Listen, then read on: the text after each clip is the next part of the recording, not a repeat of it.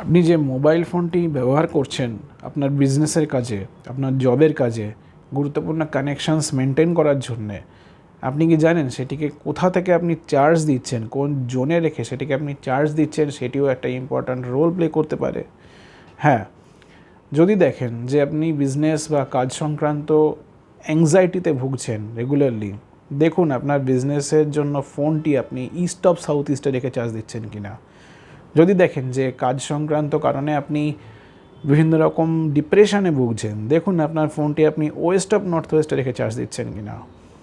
যদি আপনার বিজনেসে যতই এফোর্ট দিচ্ছেন ততই সমস্ত এফোর্ট ড্রেনেজ হয়ে যাচ্ছে, যতই আপনি এফোর্ট দিচ্ছেন সব এফোর্ট নষ্ট হয়ে যাচ্ছে, দেখুন ফোনটি আপনি সাউথ অফ সাউথ ওয়েস্টে রেখে চার্জ দিচ্ছেন কিনা।